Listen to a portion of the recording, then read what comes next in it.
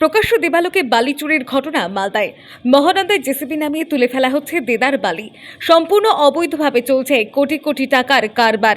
বালি মাফিয়াদের দাপটে তটস্থ স্থানীয়রা। ঘটনাটি ঘটেছে মালদার ইংরেজ বাজারের যদুপুর 2 গ্রাম পঞ্চায়েতের রায়পুর এলাকায়।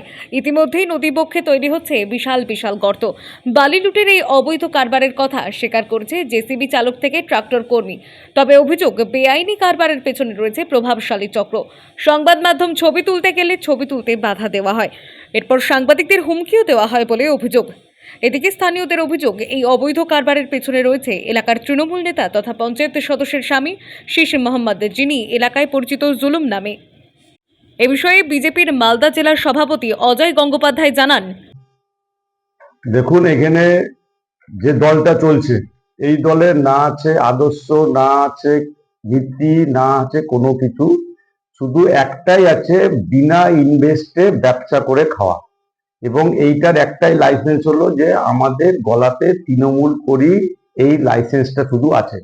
সেই জন্য যত বালি, খাদান, মাটি ভরার, জমি দখল, কাটমানি, চাকরির টাকা, সমস্ত কিছু পশ্চিমবঙ্গের এ থেকে যে এমন কোনো নেতা দেখাতে পারবেন না যারা এই কাজের সঙ্গে যুক্ত। সেই জন্য যারা বালি কাটছে, বালি কাটাচ্ছে, তাদেরকে একাধিকবার পুলিশ ধরেছে। সঙ্গে সঙ্গে তারা যেহেতু তৃণমূল নেতাদের ঘনিষ্ঠ, সঙ্গে সঙ্গে থানার অফিসারদের কাছে ফোন গেছে।